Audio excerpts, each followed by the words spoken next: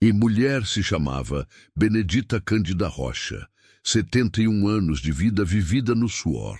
O povo do lugar chamava ela de Dona Bena, e quem conhecia sabia que era uma mulher que não se curvava fácil.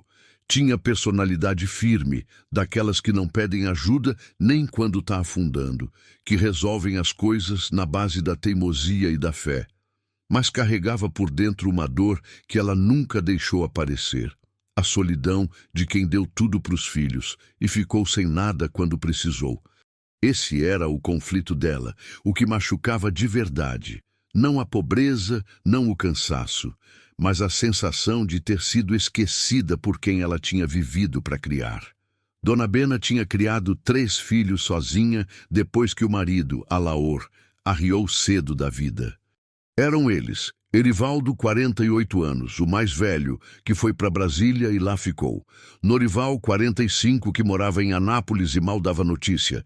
E Deusane, 42, caçula e mulher, que tinha ido para Goiânia atrás de emprego e sumido no tamanho da cidade. Os 3 cresceram dentro daquela casinha de adobe à beira do Ribeirão. Comeram do que a mãe plantou e colheu, foram à escola com o dinheiro que a mãe juntou, centavo por centavo. E quando ficaram grandes, foram embora. Isso Dona Bena entendia. O que ela não entendia, e que doía feito espinho enterrado, era que tinham ido embora da vida dela também. A casinha onde ela morava era no nome do Erivaldo. Ela nunca tinha ligado para isso, porque confiava no filho como se confia no chão que pisa. Até que uma tarde de abril, um mês antes daquela cena na soleira da igreja, Erivaldo ligou. Não para perguntar da saúde da mãe, não para mandar um bom dia. Ligou para dizer que tinha vendido a casa, que o comprador queria o imóvel livre até o fim do mês, que ela precisava se arranjar. Dona Bena ficou tão travada que não conseguiu nem responder. Ficou com o telefone na mão, olhando para o nada enquanto o coração dela fazia aquele barulho surdo que faz quando a gente recebe um golpe que não esperava. Ela ligou para o Norival. Caiu na caixa postal. Ligou para Deusane. A filha atendeu, ouviu, e disse que o apartamento dela era pequeno demais, que não tinha como. E desligou. Foi assim que Dona Bena, com 71 anos e uma mala de lona, foi parar na soleira da igreja de Santana. A igreja estava fechada fazia mais de 15 anos. Era uma construção velha, de pedra e cal, com a pintura descascada pelo tempo e o sol, portão de madeira pesada trancado com um cadeado enferrujado que qualquer criança conseguia abrir se soubesse o jeito. O povo de Posse do Ouro evitava o lugar.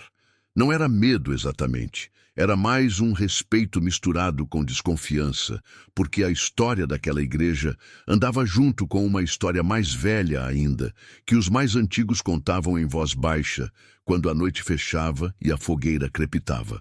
Uma história de ouro.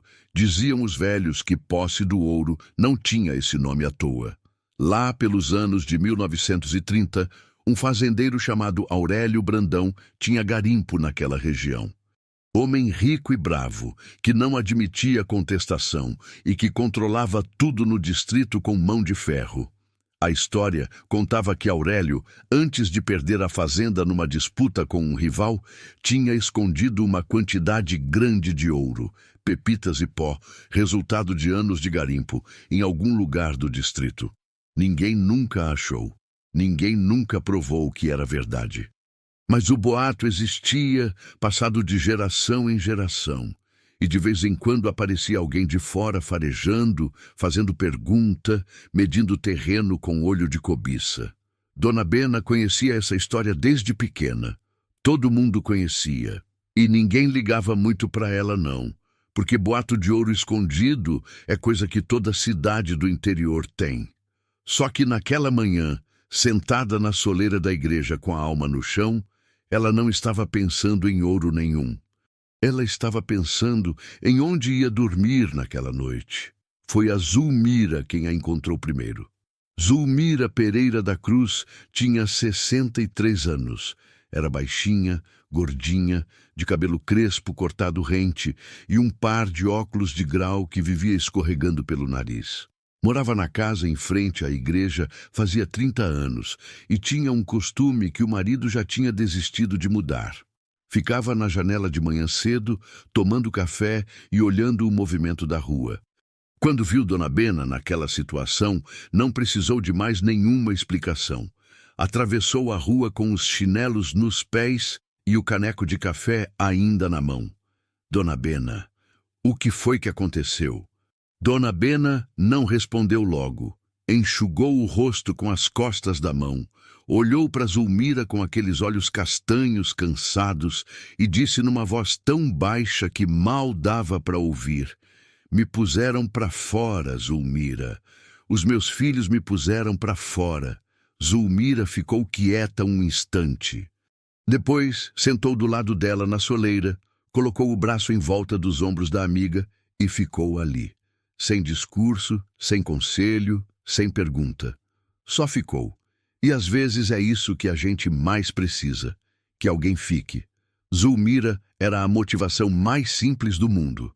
Ela não aguentava ver alguém sozinho. Tinha criado os 3 filhos com o marido, seu Ditinho, um homem calado e bom que trabalhava consertando motor de caminhão. E a casa deles era daquelas que sempre tinha um prato a mais na mesa. Quando entendeu o que tinha acontecido com Dona Bena, tomou uma decisão sem nem pensar 2 vezes. Enquanto a situação não se resolvesse, a amiga ia morar com ela. Mas Dona Bena recusou. Não por orgulho vão, mas porque conhecia a situação da Zulmira. A casa era pequena, seu Ditinho não estava bem de saúde e ela não queria ser peso. Então olhou para aquela velha igreja na frente, passou os olhos pelo cadeado enferrujado e disse com aquela voz de quem já tomou a decisão antes mesmo de abrir a boca: "Eu fico aqui." Aqui como? Dentro da igreja? Dentro da igreja. Zulmira foi protestar, mas conhecia Dona Bena o bastante para saber que quando ela tomava uma decisão assim, de mandíbula fechada, não tinha argumento que mudasse. Então fez o que pôde. Foi buscar a chave reserva do cadeado, que estava com ela mesma, deixada pelo antigo padre, quando foi embora há 15 anos, e ajudou a abrir o portão. O interior da igreja cheirava a tempo parado. Poeira, madeira velha, aquele bafio de lugar que não respira. Tinha bancos velhos enfileirados, um altar de pedra coberto de pó, uma imagem de Santana encostada na parede com a pintura toda desbotada. Morcego não tinha, graças a Deus, mas teia de aranha tinha de sobra. Dona Bena entrou, passou os olhos por tudo e sentiu uma coisa estranha. Não era medo. Era quase o contrário disso. Era uma sensação de que aquele lugar, por mais abandonado que fosse, estava esperando por ela. Nos dias que se seguiram, Zulmira foi a linha de apoio de Dona Bena. Toda manhã aparecia com café e pão de queijo. Às vezes, trazia o seu Ditinho para ajudar a carregar coisa. A vizinhança foi percebendo a situação, e do jeito que é o povo do interior de Goiás, sem alarde, sem discurso, foi chegando com o que tinha. Uma trazendo vassoura, outra trazendo um colchão velho, outro trazendo um balde e um cobertor de lã. Em menos de uma semana, Dona Bena tinha transformado aquela nave empoeirada num lugar que dava para chamar de moradia. Era humilde, era improvisado, mas era dela. Ela varreu cada canto. Limpou o altar, endireitou os bancos, lavou o chão de pedra com água e sabão em pó. A imagem de Santana ela limpou com um pano úmido e colocou de volta no nicho do altar, olhando de frente para a porta. E quando terminou, ficou parada no meio daquela nave limpa, com o sol da tarde entrando pelas frestas da janela e fazendo listras douradas no chão. Sentiu o queixo tremer. Não de tristeza dessa vez. De uma coisa que ela não sabia nomear direito. Talvez fosse dignidade, aquela que a gente recupera quando cuida de alguma coisa com as próprias mãos. Mas o mundo não deixou ela descansar por muito tempo. Na segunda semana de maio, um carro apareceu em Posse do Ouro. Não era carro de vizinho nem de parente, era um veículo de placa de Goiânia, com um homem dentro que ninguém conhecia. O homem se chamava Renato Figueira. Tinha uns 50 anos, estatura média, cabelo preto penteado para trás com brilhantina, roupa cara num lugarzinho que não estava acostumado com roupa cara. Ficou numa pousada que tinha no município maior mais próximo e começou a aparecer em Posse do Ouro todo dia. Ficava andando pelo distrito, conversando com os moradores mais velhos, fazendo pergunta sobre a história do lugar, sobre o velho Aurélio Brandão, sobre o garimpo. O povo respondeu com a desconfiança natural de quem sabe que pergunta de forasteiro nem sempre vem de boa intenção. Mas Renato era esperto. Falava bonito, sorriso fácil, sabia como deixar as pessoas na conversa. Comprou café para um, pagou almoço para outro, contou história de cidade grande que o pessoal gostava de ouvir. E foi juntando, com calma e paciência, o que precisava saber. Zulmira foi a primeira a ficar de olho nele. Viu quando ele parou o carro na frente da igreja de Santana e ficou olhando para ela por um bom tempo, sem descer, sem fazer nada, só olhando, com uma expressão que Zulmira depois descreveu para Dona Bena assim: era o olho de quem já sabe o que quer, só tá calculando como pegar. Dona Bena ouviu aquilo e ficou em silêncio. Ela estava sentada no banco da frente da nave, consertando o fundo de uma peneira de taquara com pedaços de palha que tinha pegado no quintal dos fundos, jeito que a mãe dela tinha ensinado quando ela era menina, lá nos anos 50, quando peneira era coisa que se consertava, não se jogava fora. Suas mãos trabalhavam devagar enquanto ela pensava. Olhou para o altar, para a imagem de Santana, e depois olhou de volta para Zulmira com aquele olhar sério que vinha do fundo dos anos. Que esse homem quer com a igreja? Não sei, Dona Bena, mas sei que não é coisa boa. Naquela noite, Dona Bena demorou muito para pegar no sono. Ficou deitada no colchão fininho que tinha virado sua cama, olhando para o teto de madeira escura da igreja, ouvindo o barulho dos grilos lá fora e o vento passando pelas frestas. Pensava nos filhos. Pensava na casinha que não era mais dela. Pensava naquele homem de brilhantina e olho calculista que tinha aparecido do nada para olhar para aquela igreja como se ela fosse um pedaço de terra que ele já considerava seu. Pensava no que a velha história do ouro do Aurélio Brandão tinha a ver com tudo aquilo. Não chegou em nenhuma conclusão. O cansaço venceu e ela dormiu, e foi no meio daquele sono pesado de quem carrega muito, naquela noite quieta de Cerrado Goiano, que aconteceu o que Dona Bena nunca esqueceu pelo resto da vida. Ela sonhou. No sonho, a nave da igreja estava iluminada por uma luz que não vinha de vela nem de lâmpada. Era uma claridade suave, branca, que parecia sair das próprias paredes de pedra. O cheiro de poeira tinha sumido, e no lugar entrou um cheiro de campo aberto, de chuva em terra seca, daquele cheiro bom que o cerrado faz quando o tempo muda. E no meio dessa luz, na frente do altar, tinha uma figura. Não era homem nem mulher. Não tinha rosto definido. Só aquela presença que no sonho parecia maior do que qualquer coisa que ela tinha visto na vida real. Grande e quieta ao mesmo tempo, como o céu de Goiás numa noite sem nuvem. A figura não fez gesto complicado nenhum. Só apontou. Apontou para o chão logo atrás do altar, num canto que Dona Bena tinha varrido, mas não tinha olhado com atenção. E falou, com uma voz que parecia vir de todo lugar ao mesmo tempo, calma e firme. Bena, levanta aquela pedra. Ela acordou de repente, sentada no colchão, o coração batendo forte e o suor frio na nuca. A igreja estava escura, os grilos continuavam cantando, o vento mexia na janela velha. Tudo igual. Mas o sonho tinha sido vivo demais, real demais. Ela ficou parada um bom tempo, respirando fundo, tentando se acalmar. Depois olhou para o altar na escuridão, onde a imagem de Santana ficava em pé, olhando para ela sem piscar.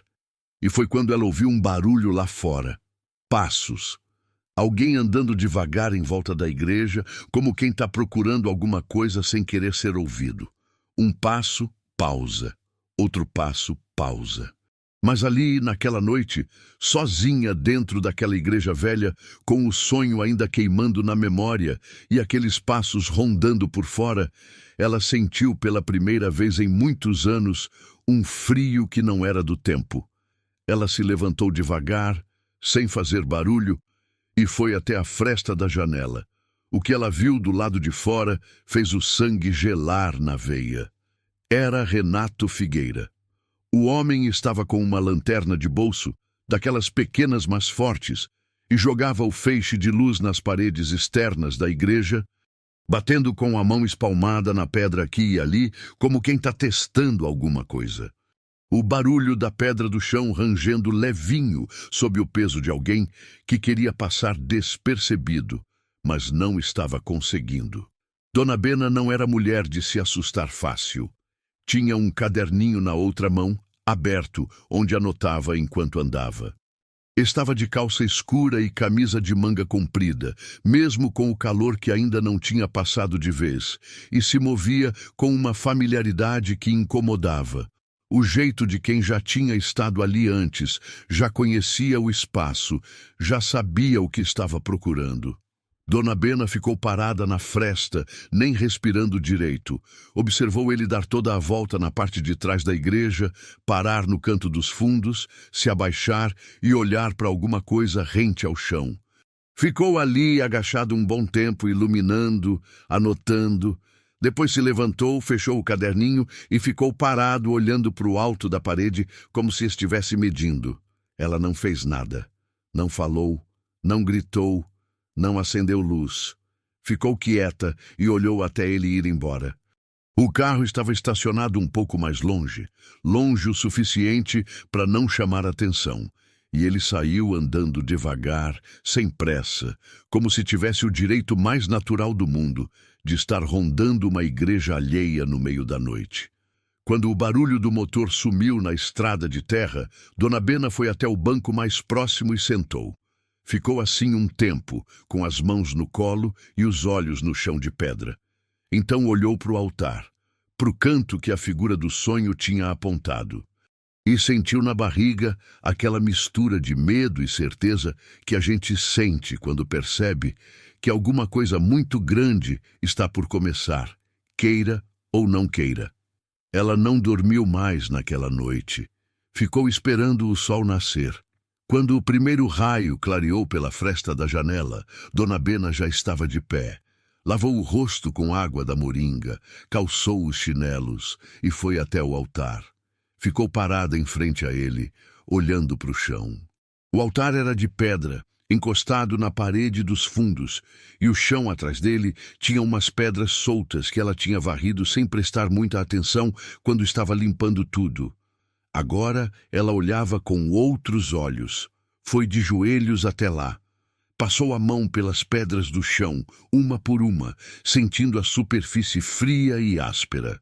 A maioria estava firme, cimentada no lugar.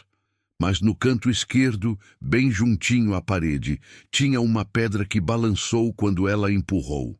Só um pouquinho. Mas balançou.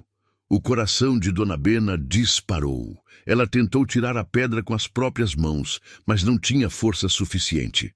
A pedra era grande, plana, pesada.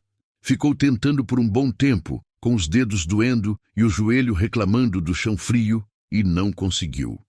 Então se levantou, foi até o canto onde guardava as ferramentas que a vizinhança tinha trazido e pegou um ferro velho de abrir cerca, um espeto comprido que o seu ditinho tinha deixado ali porque não precisava mais. Com o ferro, ela fez a alavanca. A pedra foi devagar, resistindo, até que cedeu com um barulho surdo que ecoou na nave vazia. Embaixo não tinha nada visível. Era só terra batida, escura e úmida, o cheiro de terra molhada subindo feito vapor. Dona Bena ficou olhando para aquilo por um bom tempo, sem saber o que sentir. Depois fechou os olhos, respirou fundo e pensou no sonho, na figura, na voz que tinha dito: levanta aquela pedra. Ela tinha levantado e agora ia cavar. Não tinha pá, então cavou com as mãos, a terra fria grudando nos dedos, debaixo das unhas, nos pulsos. Cavou com a teimosia de quem tem 71 anos de prática em não desistir. Cavou até os braços doer. Cavou até as lágrimas virem sem que ela mandasse, de esforço, de frustração, de cansaço. Cavou até que os dedos encontraram alguma coisa que não era terra. Era duro, liso, frio. Ela abriu mais um pouco ao redor, tirando a terra com cuidado, até conseguir pegar o que estava ali. Era uma lata de banha velha, redonda, tampada, enferrujada por fora, mas inteira. Pesava de um jeito que fez o coração dela bater mais forte antes mesmo de ela abrir. Mas antes que ela conseguisse fazer qualquer coisa com aquela lata, ouviu a porta da frente da igreja ranger. Alguém tinha aberto o portão. Dona Bena pressionou a lata contra o peito, se encolheu atrás do altar e ficou em silêncio absoluto, o coração na garganta. Inscreva-se no canal e ative as notificações para não perder nenhum conteúdo. Era Zulmira. Dona Bena reconheceu os passos antes mesmo de ver o rosto, aquele arrastar de chinelo e o barulho do saco plástico balançando que a amiga fazia toda manhã, quando atravessava a rua com o café. Soltou o ar que estava preso no peito devagar, como quem esvazia um balão com cuidado para não fazer barulho, e saiu de trás do altar com a lata ainda apertada contra o corpo. Zulmira parou no meio da nave quando viu aquilo. Ficou olhando para Dona Bena, o cabelo despenteado, os joelhos sujos de terra, as mãos escuras até o pulso e aquela lata enferrujada abraçada no peito como se fosse criança pequena. E fez a pergunta mais natural do mundo. O que foi que você fez, Dona Bena? Cavei. Cave. Onde? Dona Bena apontou para o altar. Zulmira caminhou até lá, abaixou os óculos no nariz e olhou para o buraco no chão com aquela expressão de quem viu coisa que não estava esperando. Ficou assim um tempo olhando para o buraco, olhando para a lata, olhando de volta para o buraco. E você tirou isso daí? Tirei. Debaixo da pedra? Debaixo da pedra. Zulmira endireitou o corpo, ajeitou os óculos e cruzou os braços. Tinha uma expressão no rosto que misturava admiração com aquele medo gostoso que a gente sente quando percebe que entrou numa história maior do que esperava.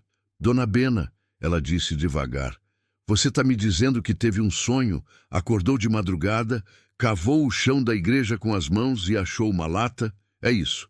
E você não abriu? Ia abrir quando você entrou. As duas se olharam. Depois, Zulmira pegou o saco plástico, tirou os 2 canequinhos de café e colocou no banco mais próximo, como se fosse sentar para assistir a um programa importante. Então, apontou para a lata e disse, abre! A tampa estava grudada de ferrugem e tempo. Dona Bena tentou com as unhas. Não foi. Zulmira foi buscar o ferro de abrir cerca que ainda estava no chão, perto do altar. Enfiou a ponta embaixo da borda da tampa e foi fazendo a alavanca devagar, com cuidado, até a tampa ceder com um estalo seco que ecoou na nave vazia. O cheiro que saiu era de coisa guardada há muito tempo. Não era ruim. Era só o cheiro de tempo, de fechado, daquele ar que fica preso em lugar selado por anos e anos. Dona Bena foi tirando o que estava dentro com cuidado, colocando no banco do lado. Tinha um pano de algodão enrolado, amarelado e duro de tanto tempo, que ela foi desenrolando devagar. Dentro do pano havia 3 coisas. A primeira era um saquinho de couro velho, do tipo que antigamente se usava para guardar dinheiro, amarrado com um cordão de couro também. Pesava. Quando Dona Bena apertou o saquinho com os dedos, sentiu alguma coisa granulada e densa lá dentro, que se movia como areia grossa, mas era pesado demais para ser só areia. A segunda coisa era um pedaço de madeira entalhada, pequena, que parecia ter sido parte de algum objeto maior. Uma moldura, talvez, ou o cabo de alguma coisa. Tinha letras gravadas na madeira, feitas à faca, grossas e irregulares, com a mão de quem não tinha muita prática de escrever, mas tinha muita determinação. AB. 1938. A terceira coisa era um mapa. Não era mapa de papel que teria apodrecido. Era um pedaço de couro curtido, fino, dobrado várias vezes, com marcações feitas à tinta escura que o tempo tinha desbotado, mas não apagado de todo. Tinha linhas, curvas, o que pareciam ser referências de terreno, uma pedra grande desenhada aqui, uma árvore lá, o que parecia ser o ribeirão cortando tudo no meio, e um X marcado num ponto que Dona Bena demorou um tempão para entender onde era. Zulmira estava do lado, olhando tudo com os olhos arregalados atrás dos óculos. Quando Dona Bena mostrou o mapa, ela ficou quieta por um bom tempo. Depois disse em voz baixa, como quem não quer que nem o vento ouça: Dona Bena, isso aí é o mapa do ouro do Aurélio Brandão. Dona Bena não respondeu. Ficou olhando para o mapa, para o saquinho de couro que provavelmente tinha pepitas ou pó de ouro lá dentro, para o pedaço de madeira com as iniciais AB e o ano 1938. Sentiu os dedos tremerem levinho, não de medo, mas daquela emoção funda que vem quando a gente percebe que alguma coisa impossível aconteceu de verdade. As iniciais. Zulmira apontou para a madeira. AB. Aurélio Brandão. É o que estou pensando. E 1938 é a época certa. Meu finado pai contava que foi nos anos 30 que Aurélio escondeu o ouro antes de perder a fazenda. Ele deve ter guardado isso aqui dentro da igreja porque era o lugar mais seguro do distrito. Quem ia mexer com a terra de dentro de uma igreja? Dona Bena dobrou o mapa com cuidado, enrolou tudo de volta no pano de algodão e colocou a lata fechada debaixo do colchão dela. Era o lugar mais seguro que ela tinha no momento. Depois, foi até o banco, pegou um dos canequinhos de café que Zulmira tinha trazido e tomou um gole longo. O café estava quente e forte, daquele jeito que o café do interior é, sem cerimônia, sem frescura, só café de verdade. Zulmira, ela disse depois de um tempo. Aquele homem, Renato Figueira. O que foi? Ele estava aqui ontem de noite, rondando a igreja com lanterna, anotando coisa num caderninho. Zulmira ficou tão quieta que parecia que tinha parado de respirar. Depois disse, ele sabe, ou suspeita. Dona Bena, se ele sabe do ouro e descobrir que você achou o mapa... Ela não terminou a frase. Não precisava. As duas sabiam muito bem o que acontecia quando o homem de dinheiro e de má intenção descobria que alguém tinha o que ele queria. O interior de Goiás tinha história suficiente desse tipo de coisa. Disputa de terra, de garimpo, de riqueza que aparecia do nada e sumia junto com a paz das pessoas. Naquele dia, Dona Bena e Zulmira não foram a lugar nenhum.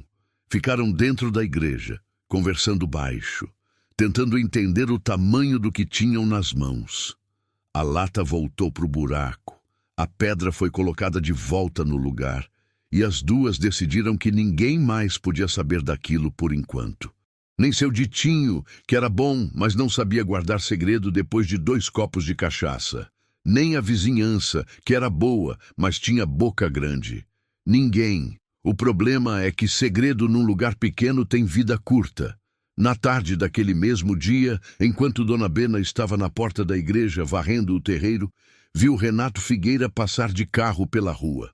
O carro diminuiu, parou. O homem olhou para ela pela janela aberta, com aquele sorriso de vendedor que não convence ninguém, e falou: Boa tarde, senhora. A senhora é quem está morando aqui na igreja? Tô.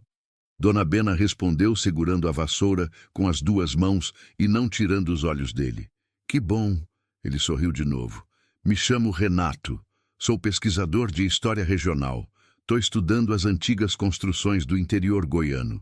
A senhora se importaria se eu desse uma olhada no interior da igreja algum dia?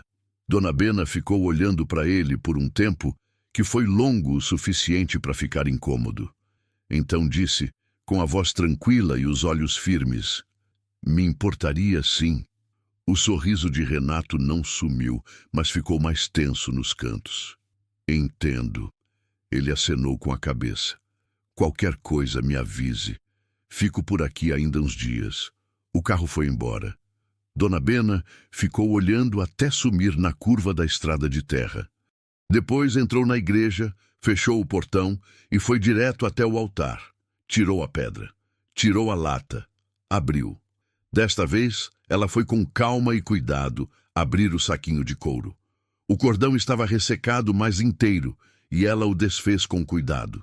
Virou o saquinho sobre o banco devagar. Caíram pedrinhas amarelas e irregulares, 10 ou 12 delas, que bateram no banco de madeira fazendo um barulho leve e pesado ao mesmo tempo. E junto com as pedrinhas, um pó fino e escuro que Dona Bena passou o dedo e ficou observando com atenção. Nos anos em que tinha morado naquela região, ela já tinha visto pepita de ouro uma vez ou duas, garimpeiro velho que mostrava para o povo como curiosidade. Aquelas pedrinhas tinham o mesmo peso, a mesma cor fosca por fora, mas com aquele brilho diferente que o ouro tem quando você olha de pertinho. Era ouro. Tinha quase certeza. Ela ficou olhando para aquilo por um bom tempo. 71 anos de vida sem nunca ter tido nada além do necessário. E ali estava, com o ouro de um fazendeiro morto há décadas na palma da mão, dentro de uma igreja onde morava porque os filhos tinham virado as costas. A vida tinha um jeito de ser irônica que às vezes passava dos limites, mas Dona Bena não era tola. Sabia que pepita de ouro encontrada assim, do nada, não resolvia problema. Criava, porque onde tem ouro, tem gente querendo. E gente querendo, na cabeça errada, vira perigo. Ela guardou tudo de volta, colocou a pedra no lugar e ficou pensando. O mapa indicava um ponto específico no cerrado, perto do que parecia ser o ribeirão. Se aquele saquinho era só uma amostra, uma prova de que o ouro existia, guardada junto com o mapa, então a quantidade maior estava em outro lugar, no lugar que o X marcava. E Renato Figueira claramente sabia, ou suspeitava disso. A questão era, o que Dona Bena ia fazer com essa informação? Ela ficou pensando nisso enquanto o sol descia, e a sombra do cerrado ia fechando o céu lá fora. O cheiro de pequi que o vento trouxe de longe lembrou que era a época, que lá fora o mundo continuava girando sem se importar muito com os problemas dela.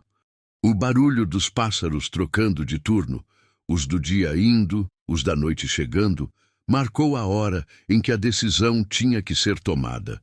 Dona Bena pegou o mapa de novo, abriu com cuidado na luz que ainda entrava pela janela. Estudou cada linha, cada referência, tentando entender onde aquele X ficava em relação ao ribeirão e às marcações de terra que ela conhecia desde criança. Passou um tempo assim, com o couro aberto nos joelhos e os olhos correndo pelo desenho do garimpo velho.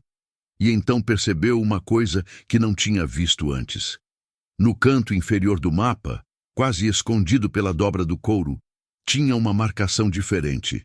Não era o X principal, era um símbolo pequeno, parecido com uma cruz, com um número embaixo. 3. E ao lado desse símbolo, escrito com a mesma tinta desbotada, 3 palavras que ela leu e releu até ter certeza do que estava vendo. 3 palavras que mudavam tudo. Naquele momento, bateram na porta da igreja. Uma batida forte, de quem não está pedindo licença, está avisando que vai entrar. Dona Bena dobrou o mapa na velocidade que os braços de 71 anos permitiam e enfiou debaixo do colchão junto com a lata e foi até a porta com o coração na garganta. Do outro lado, não era Renato Figueira, era um homem que ela nunca tinha visto. Mais novo, uns 30 e poucos anos, magro, com uma mochila no ombro e uma expressão séria, que não era de ameaça, mas também não era de visita de boa vontade. Ele a olhou nos olhos e disse, sem rodeio, "A senhora é Dona Bena?" "Sou. Meu nome é Clóvis." Ele fez uma pausa curta. "Sou o neto do Aurélio Brandão." Dona Bena ficou parada na soleira sem dizer nada por um instante que pareceu longo demais. Olhou para o rosto do rapaz. Os olhos escuros, a mandíbula quadrada, a expressão de cansaço que não era de quem não dormiu, mas de quem carrega alguma coisa pesada faz tempo. Então abriu a porta um pouco mais e disse, "Entra, Clóvis Brandão tinha 34 anos, era de Caldas Novas e tinha chegado em posse do ouro de ônibus naquele mesmo dia, vindo direto de uma viagem de quase 5 horas. Sentou no banco que Dona Bena indicou, colocou a mochila no chão entre os pés e foi direto ao ponto. Jeito de quem não tem tempo para enrolar, nem paciência para fingir que não sabe por que está lá. A senhora deve conhecer a história do meu avô. Ele começou. Todo mundo aqui conhece. Então a senhora sabe do ouro. Dona Bena cruzou os braços e o olhou com calma. Sei do boato. Boato todo o interior tem. Clóvis assentiu devagar, como quem esperava essa resposta e já tinha a próxima preparada. Não é só boato. Eu tenho a prova de que o ouro existiu de verdade. Ele abriu a mochila e tirou de lá um caderno velho, não o caderninho de Renato Figueira, mas um caderno de capa dura preta, com as bordas todas gastas. Esse era do meu avô. Ficou com minha avó até ela ir embora, e depois passou para minha mãe, e agora está comigo. Tem anotações sobre o garimpo, sobre o quanto ele tirou, sobre onde escondeu. Não é mapa, não tem o X, mas descreve o processo todo. Ele abriu o caderno numa página marcada com um pedaço de papel e mostrou para Dona Bena. A letra era igual à da madeira entalhada, grossa e regular, de quem aprendeu a escrever sem muita escola, mas com muita determinação. Ela não leu o conteúdo todo, mas reconheceu o estilo. Por que você está me contando isso? Ela perguntou. Porque eu soube que uma mulher estava morando aqui dentro. E porque eu soube que Renato Figueira também apareceu aqui. Dona Bena ficou muito quieta. Quem é Renato Figueira para você? Não é nada para mim. A voz de Clóvis ficou mais dura. Mas ele é advogado de um grupo de pessoas que acham que tem direito sobre o espólio do meu avô. Tem uma disputa antiga sobre os bens da família Brandão. A fazenda foi tomada, mas o ouro nunca entrou em inventário, porque ninguém provou que existia. Agora, esse grupo conseguiu alguma informação, não sei de onde, que aponta para essa igreja. E mandaram Renato para cá antes de mim. Dona Bena processou aquilo devagar. Então disse: e você veio fazer o quê, exatamente? Clóvis olhou para ela com aquela seriedade de antes, mas agora tinha alguma coisa diferente misturada. Não era fraqueza, era honestidade. Vim recuperar o que é da minha família, não por ganância. Ele parou um instante, escolhendo as palavras com cuidado. Minha mãe foi criada na pobreza por causa dessa história. O meu avô perdeu tudo que tinha, foi embora daqui sem nada. E o ouro que ele tinha juntado ficou escondido para não ir para as mãos erradas. Se ainda estiver aqui, é dela por direito. É meu por direito. Dona Bena ficou olhando para ele por um tempo longo. Então perguntou a coisa mais direta que cabia. E por que você acha que eu sei alguma coisa sobre isso? Clóvis olhou para o altar. Depois olhou de volta para ela. Porque você está aqui dentro. E porque a história do meu avô diz que ele escondeu o mapa dentro desta igreja, embaixo do altar. O silêncio que caiu naquele momento era daquele tipo que pesa. Dona Bena sentiu o peso do colchão ali atrás, com a lata e o mapa embaixo, como se a coisa tivesse ganhado vida e estava chamando por ela. Ficou com a expressão fechada, sem deixar nada aparecer no rosto. Não achei nada embaixo desse altar. Ela disse. Clóvis não respondeu logo. Ficou olhando para ela com aqueles olhos escuros, e Dona Bena não conseguiu decifrar bem o que ele estava pensando. Depois, ele assentiu de novo, guardou o caderno na mochila e se levantou. Tudo bem. Ele colocou a mochila no ombro. Mas, Dona Bena, um aviso. Renato Figueira não veio aqui só para pesquisar história. Ele tem pessoas por trás que não brincam em serviço quando querem alguma coisa. Se a senhora souber de algo ou achar algo, não deixe ele saber antes de mim. Ele foi até a porta, parou e se virou uma última vez. Eu fico na pousada do Valdir, no município. Qualquer coisa, manda recado. Saiu. Dona Bena ficou parada no meio da nave por um bom tempo depois que ele foi embora. ouvindo o silêncio da igreja e o barulho do vento lá fora. Depois foi até o colchão, puxou a lata de baixo, abriu e ficou olhando para o mapa de couro. 2 homens. Um que representava gente de fora, querendo tomar o que não era deles. Outro que dizia ser descendente do dono original e queria recuperar o que era da família. E ela, no meio dos dois, com o mapa nas mãos e o ouro de amostra dentro de uma lata enferrujada, morando numa igreja abandonada porque os filhos tinham virado as costas. Qual dos dois estava falando a verdade? Os dois tinham razão em alguma parte, e o que ela, Dona Bena, tinha a ver com tudo aquilo? O sonho voltou para a cabeça dela. A figura de luz, a voz, levanta aquela pedra, não tinha sido dito mais nada além disso. Nenhuma instrução, nenhum aviso, nenhuma explicação. Só aquela ordem simples que ela tinha cumprido. E agora estava com o resultado nas mãos, sem saber o que fazer com ele. Naquela noite, quando a Zulmira voltou com a janta, um prato de arroz com frango caipira que o marido dela tinha capotado no quintal, Dona Bena contou tudo. Do Renato rondando de noite, do Clóvis que apareceu na porta, do caderno do avô, e das 3 palavras que tinha visto no canto do mapa e que não tinha contado ainda para ninguém. Zulmira ouviu tudo em silêncio, sentada no banco com o prato no colo, esquecido, sem comer. Quando Dona Bena terminou, ela fez só uma pergunta. Que palavras eram essas? As 3 do mapa? Dona Bena respirou fundo. Então disse, não é só aqui. Zulmira abriu a boca, fechou. Abriu de novo. O que isso quer dizer? Quer dizer que o que está nessa lata é só uma parte. O resto do ouro não está embaixo desse altar. Está em outro lugar, e o mapa mostra onde Zulmira ficou olhando para ela com uma expressão que misturava admiração, medo e uma vontade enorme de entender o tamanho daquilo tudo. Depois, olhou para o prato de frango que estava esfriando no colo, olhou de volta para Dona Bena e disse a coisa mais prática que cabia naquele momento. A gente vai precisar de ajuda.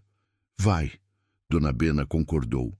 De alguém que conheça bem esse cerrado. Alguém de confiança. Vai. E que não fique com a boca aberta na frente de qualquer um. Também vai. As 2 ficaram em silêncio um instante. Então, Zulmira disse um nome.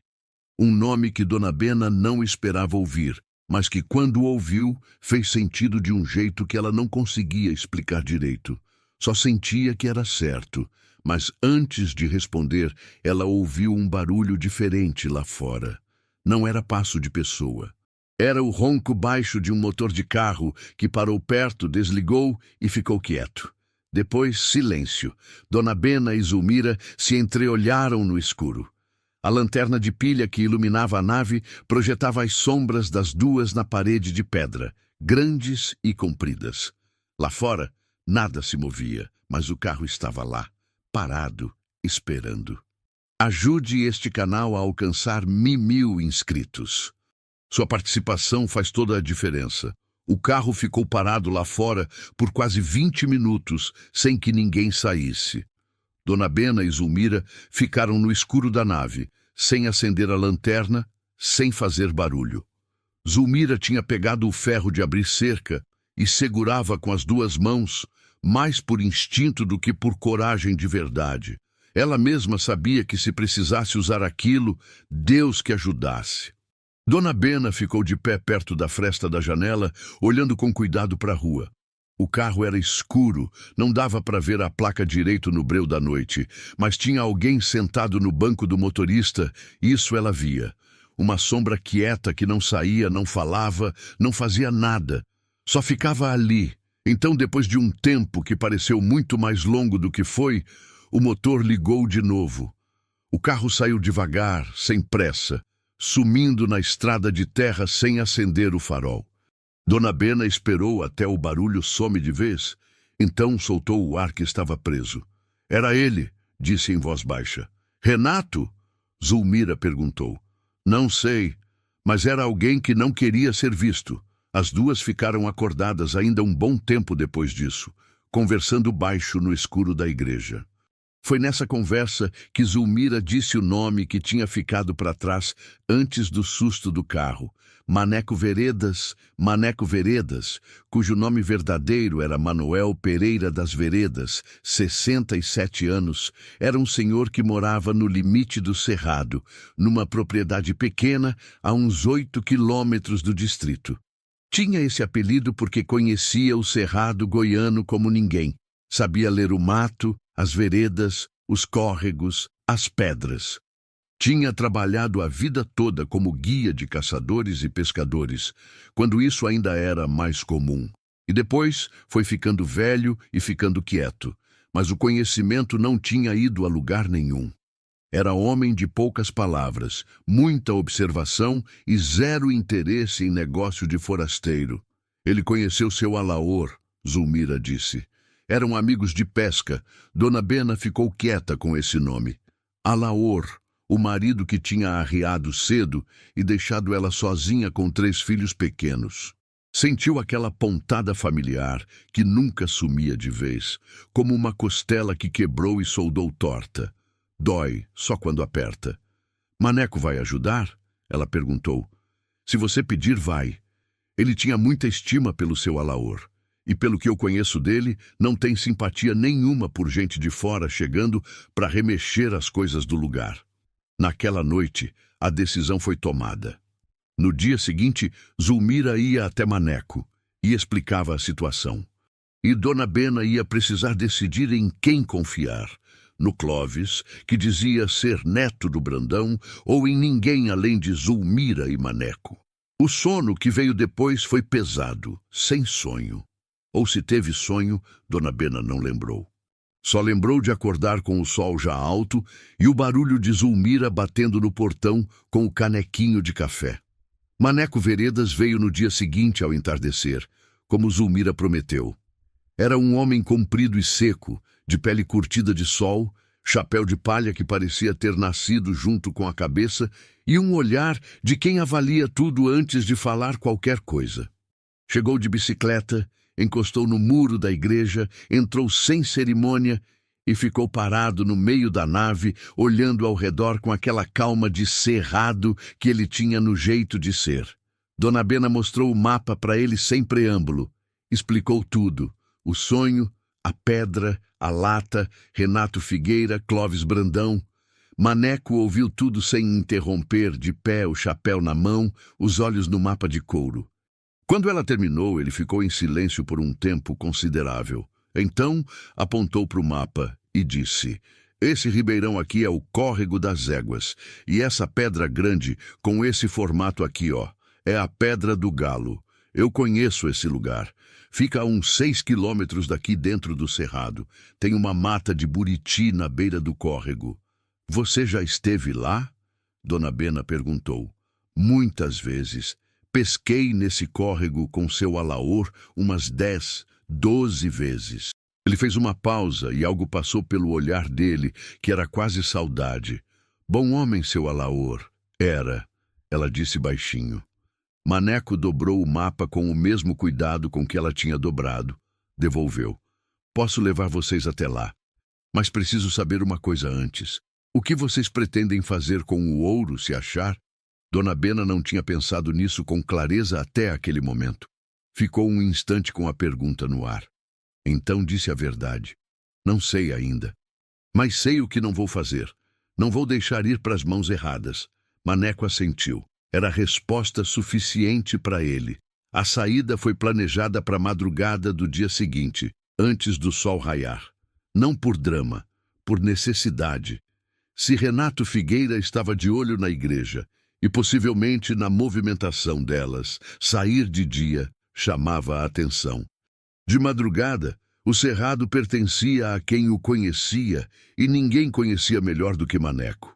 Naquela tarde, enquanto o plano estava sendo fechado, aconteceu uma coisa que nenhuma das 3 esperava.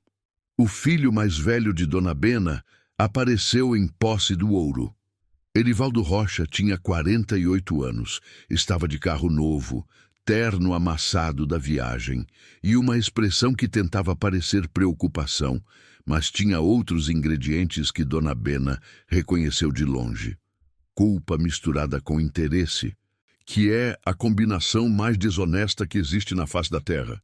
Chegou batendo no portão da igreja com uma energia que não era de filho preocupado com a mãe. Era de alguém que soube de alguma coisa e correu para chegar antes dos outros. Mãe, ele disse quando Dona Bena abriu. Eu vim te buscar. Ela ficou olhando para ele sem responder. Olhou para o carro novo lá fora, olhou de volta para o filho e sentiu aquela dor velha se mexer dentro do peito. Não a raiva, que era mais fácil de lidar, mas a tristeza, que é mais funda e mais honesta. Me buscar por quê, Erivaldo? Porque você está morando numa igreja abandonada, mãe. Isso não está certo. Não estava certo quando você vendeu minha casa sem me avisar direito também. Ele desviou o olhar. Ficou olhando para a parede, para o chão, para o altar, e quando os olhos dele pousaram no altar, Dona Bena viu alguma coisa.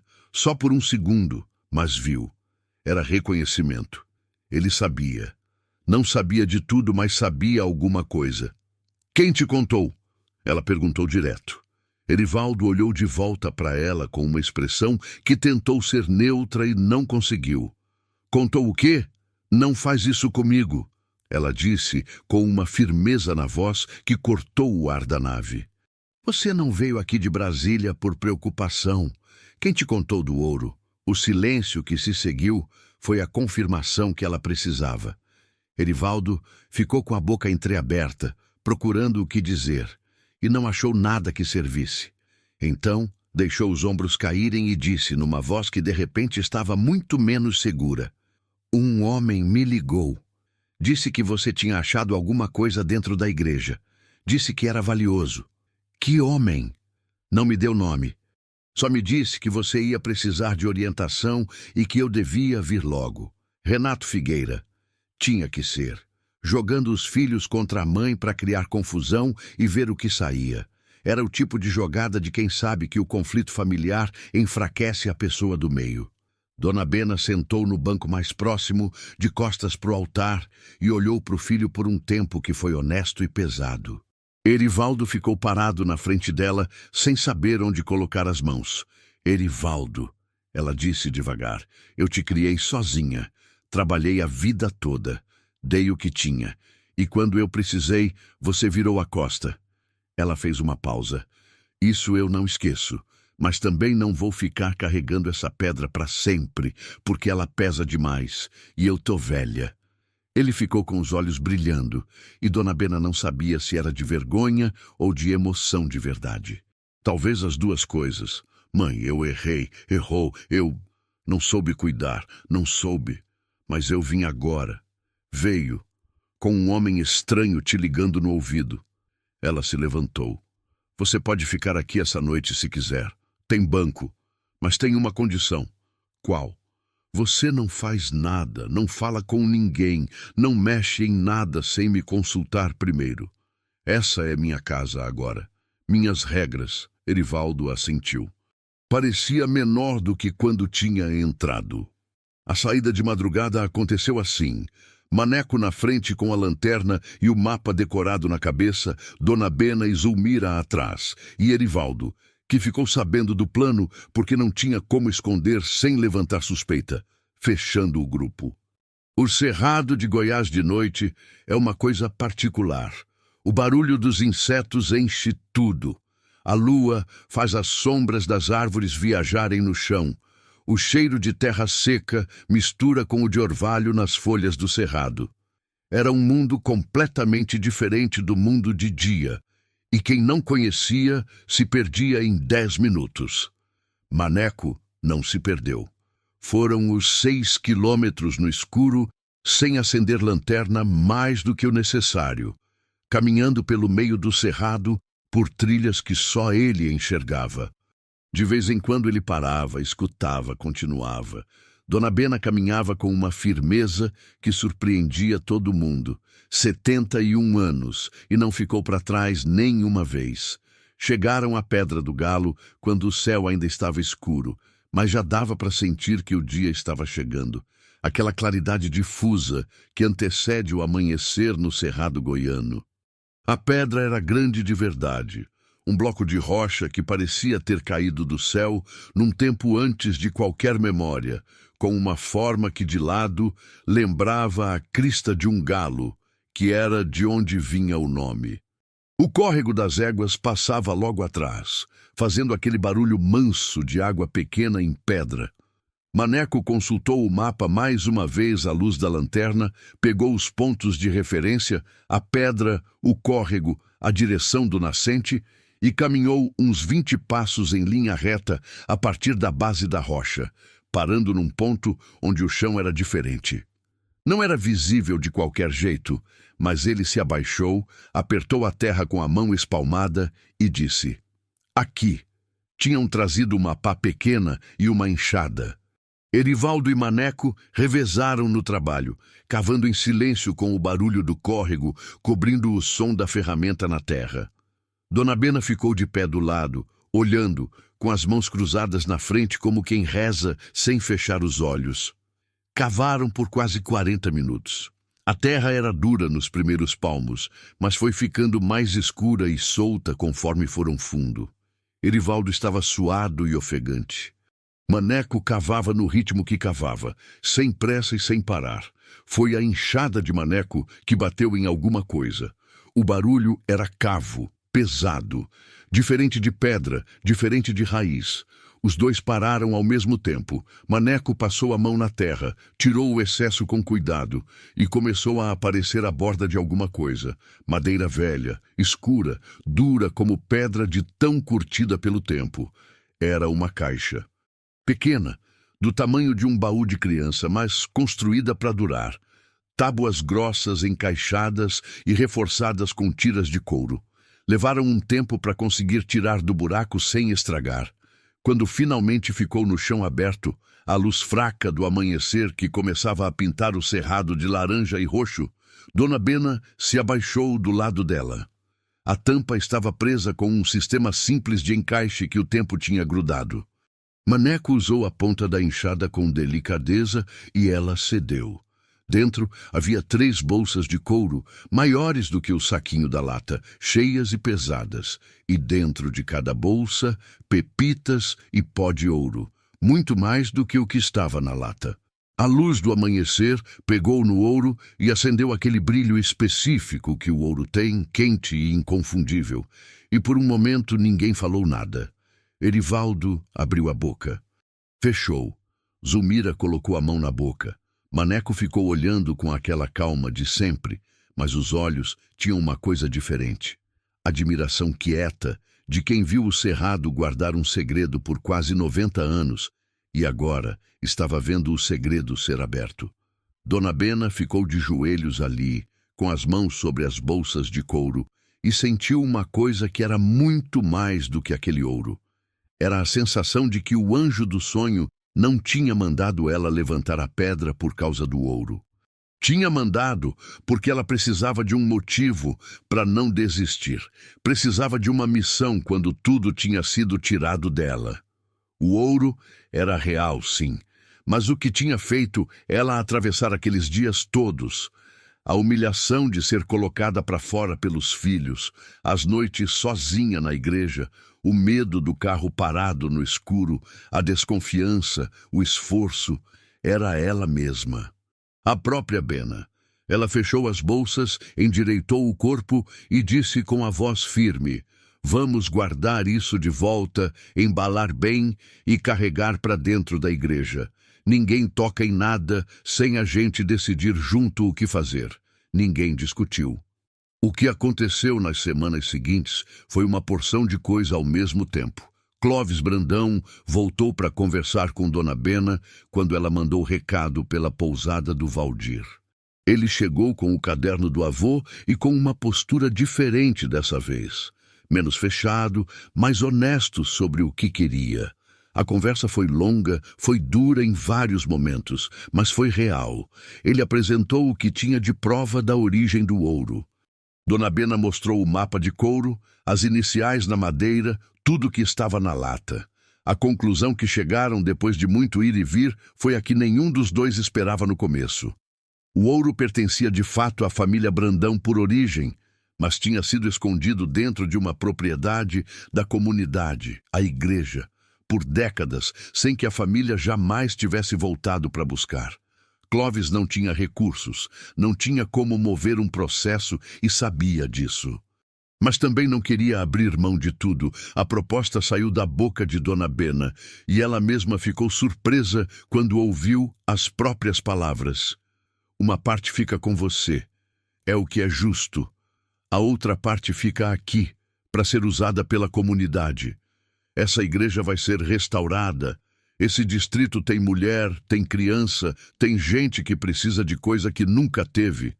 Clovis ficou olhando para ela por um tempo. Depois disse, por que a senhora faria isso? A senhora podia ficar com tudo, porque minha vida toda eu vi o que acontece quando as pessoas ficam com o que não é delas. Ela respondeu, com uma calma que não era resignação, era convicção. E porque esse ouro ficou dentro de uma igreja por quase 90 anos? Algum recado tá aí. Ele aceitou. Renato Figueira tentou mais uma movimentação antes de ir embora. Apareceu na frente da igreja com um outro homem, mais jovem, e ficou lá por um tempo esperando alguma coisa.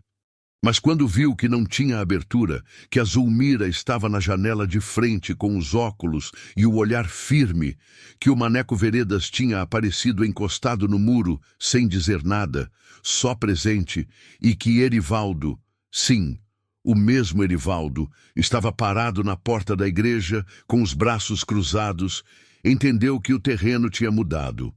Foi embora. Não voltou. O processo de usar o ouro foi longo e sem atalho. Clovis ficou com a parte que lhe cabia por direito de origem, foi para Caldas Novas, e de lá mandou uma mensagem curta à Dona Bena. Obrigado, minha mãe ia gostar da senhora. Ela ficou com essa mensagem guardada. A parte da comunidade foi usada ao longo de meses, de forma que qualquer pessoa de posse do ouro podia ver e acompanhar, porque Dona Bena não admitia segredo em dinheiro que era de todos. A igreja de Santana foi restaurada, as paredes receberam cal nova, o telhado foi trocado, os bancos foram lixados e envernizados. E no terreiro da frente, que estava seco e cheio de mato, foram plantadas árvores do cerrado, pequizeiro, baru, jatobá, que iam levar anos para crescer, mas iam estar lá muito depois de todo mundo dali. Uma sala nos fundos da igreja virou espaço de encontro das mulheres do distrito. Não era organização de caridade, nem programa de governo. Era só um lugar onde as mulheres se juntavam, costuravam, conversavam, ensinavam as mais jovens a fazer as coisas que as mais velhas sabiam. Dona Bena presidia aquilo com a mesma firmeza que presidia tudo na vida, sem cerimônia, sem discurso, só fazendo. Erivaldo ficou em posse do ouro por quase 3 semanas. Nos primeiros dias ficou andando na ponta do pé, sem saber onde se encaixava. Depois foi ajudando aqui e ali. Carregou material de construção, pintou parede, buscou coisa na cidade maior. Não era reparação suficiente. Os dois sabiam disso. Mas era começo, e começo conta. Numa tarde de setembro, quando o cerrado estava começando a dar sinal de que a chuva ia chegar logo, aquela umidade que entra pelo nariz e avisa que o tempo vai mudar, Dona Bena estava sentada na frente da igreja restaurada, numa cadeira de balanço que seu ditinho tinha consertado para ela de presente. Zulmira estava do lado com o eterno canequinho de café. O sol da tarde pegava nas paredes caiadas de branco e deixava tudo dourado, daquele dourado específico de fim de tarde no interior de Goiás, que não tem igual em lugar nenhum. Dona Bena, Zulmira disse depois de um tempo de silêncio bom. A senhora acredita mesmo que foi um anjo no sonho? Dona Bena ficou balançando a cadeira por um momento. Olhou para o céu de cerrado que estava ficando lilás nos cantos. Pensou na figura de luz, na voz mansa e firme, no dedo apontando para o chão. Não sei o que era, ela disse por fim, mas sei que era real. e sei que me mandou levantar uma pedra na hora em que eu mais precisava de motivo para levantar. Zulmira ficou quieta. Depois assentiu devagar, como quem entende uma coisa que não precisa mais de explicação. Os filhos Norival e Deusane ligaram, cada um num dia diferente, quando a história começou a correr. Dona Bena atendeu as duas ligações. Ouviu as desculpas com paciência. Não bateu a porta no rosto, mas também não abriu de par em par. Disse para cada um a mesma coisa, que a porta estava ali, que o caminho de volta era deles para fazer, e que ela ia estar onde sempre esteve, de pé, tocando a vida. Na noite daquele mesmo dia, antes de dormir, ela ficou parada um momento em frente à imagem de Santana que ainda estava no altar, agora com a pintura restaurada e uma vela acesa na frente. O rosto da santa olhava de volta para ela com aquela expressão que tem toda imagem antiga de santo, séria, mas não fria, firme, mas com uma coisa suave por baixo. Dona Bena não rezou com palavras, só ficou ali, olhando. Depois virou e foi deitar no colchão. O mesmo colchão, porque ela não tinha pressa de mudar o que não precisava ser mudado, e fechou os olhos. O cerrado lá fora cantava os grilos de sempre. O vento mexia nas folhas do pequizeiro que tinham plantado no terreiro. Algum carro passou longe na estrada de terra, sumiu, e o silêncio voltou. Era o mesmo silêncio de quando ela tinha chegado ali com a mala de lona e a alma no chão. Mas era completamente diferente. Antes pesava, agora descansava. Ela dormiu sem sonhar. E dessa vez não precisava de mais nenhum anjo para apontar o caminho. Ela sabia para onde estava indo. Fiquem,